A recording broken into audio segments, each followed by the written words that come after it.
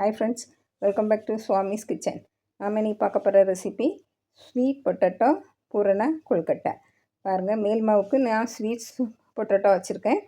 உள்ள வெல்லம், தேங்காய், வேர்க்கடலை இதெல்லாம் வச்சு செய்திருக்கேன். ரொம்ப ரொம்ப ஹெல்த்தியான டேஸ்டியான ரெசிபி இது. இதே போல் நீங்களும் செய்து பாருங்கள். இதை எப்படி செய்திடலான்னு பார்த்துருவோம். 1/4 கிலோ சர்க்கரை வள்ளிக்கிழங்கு எடுத்திருக்கேன். அதை மேல் தோல் சீவி நம்ம சின்ன சின்ன துண்டுகளாக நறுக்கி வேக வைக்கணும். ஆவியில் வேக வைக்கணும். பாருங்கள், மேல் தோல் எடுக்காமலும் வேக வச்சிடலாம். நம்ம அதுக்கு பிறகு நம்ம எடுத்துக்கலாம். பாருங்கள், நான் இப்போ தோல் எடுத்து தான் வேக வைக்க போகிறேன். ஒரு பாத்திரத்தில் தண்ணி விட்டு நல்லா கொதித்ததும் இந்த பாத்திரத்தை உள்ளே வச்சுருங்க. நல்லா ஆவியில் வேகட்டு. நீங்கள் இல்லைன்னா இட்லி தட்டில் வேக வச்சு எடுத்துடலாம். பாருங்கள், நல்லா வந்துட்டு 15 நிமிஷம் ஆயிருந்து எனக்கு வேக. பாருங்கள், நல்லா வந்துட்டு இப்போ நம்ம இதை ஒரு பாத்திரத்தில் மாற்றிடுவோம். சூடோடையே மாற்றணும். பாருங்கள், சூடோடையே எடுத்து போட்டு நம்ம ஒரு ஃபோர்க்கால் நம்ம இதை நல்லா மசிச்சு விடணும். பாருங்கள், இப்போ இந்த ஃபோர்க்கால் நல்லா மசிச்சு விடுங்க.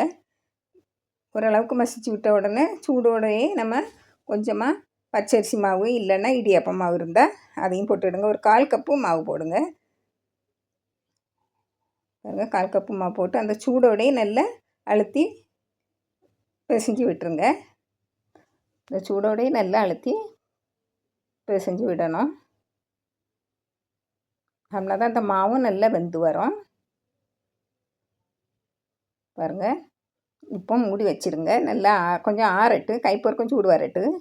இப்போ நம்ம பூரணம் செய்துருவோம். அதுக்கு ஒரு 1/2 கப்பு தேங்காய், துருவின தேங்காய், 1/2 கப்பு கொஞ்சம் குறைவாக வெல்லம்.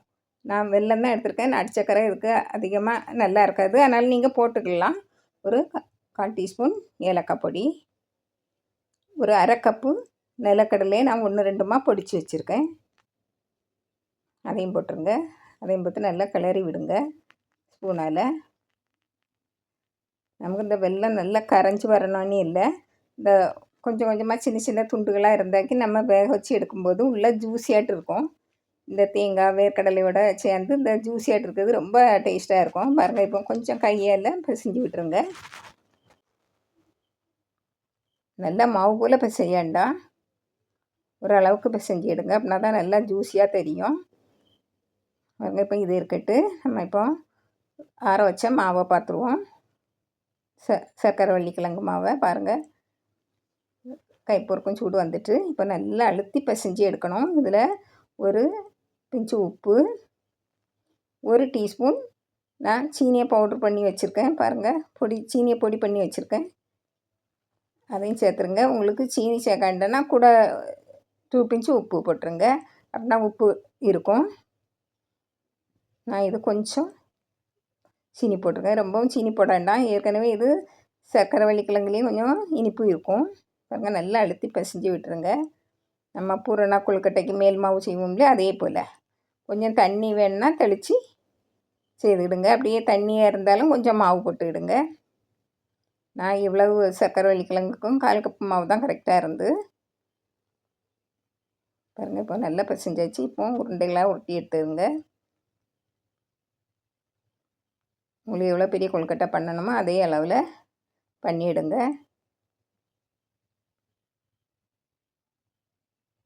இது நல்ல டேஸ்டியாக இருக்கும், நல்ல பஞ்சு போலேயும் இருக்கும். இப்போ நம்ம எல்லாம் உருண்டை பிடிச்சாச்சு.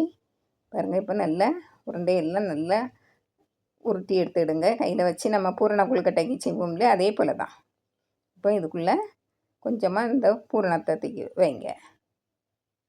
இது கூட இந்த பூரணத்து கூட முந்திரி பருப்பு, பாதாம், பிஸ்தா, கிஸ்மிஸ் பழம், எந்த இதுவும் ட்ரை ஃப்ரூட்ஸும் போட்டுக்கலாம்.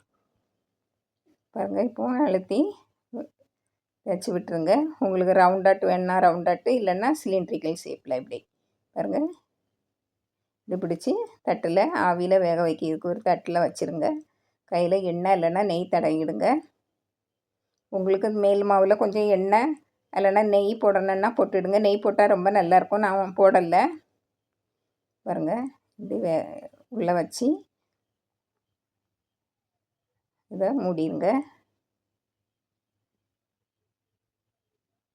வெளியே தெரியாத அளவுக்கு மூடிடுங்க. இது மேல் மாவு நல்லா வெந்து வரைச்சோமே நல்லா பஞ்சு போல் அழகாக இருக்கும்.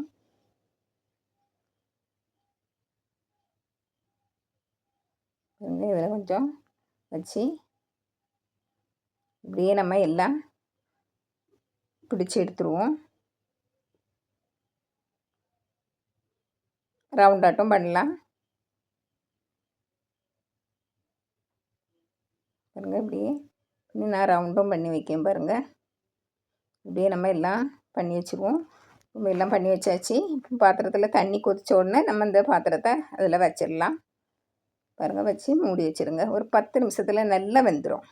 பாருங்கள் 10 நிமிஷம் கழித்து பார்ப்போம். நல்லா வெந்தாச்சு. கையில் ஒட்டாமல் வரணும். பாருங்கள் கையில் ஒட்ட இல்லை. இப்போ நம்ம இறக்கி ஆற வச்சிடணும். இதை ஆறின உறவு தான் எடுக்கணும். அப்படின்னா தான் அந்த பாத்திரத்துலேருந்து வரும், இல்லைன்னா வராது, பிஞ்சு வந்துடும். பாருங்கள் இப்போ நல்லா ஆறவும் செய்துட்டு இப்போ நம்ம ஒரு பாத்திரத்தில் மாற்றி எடுத்துருவோம்.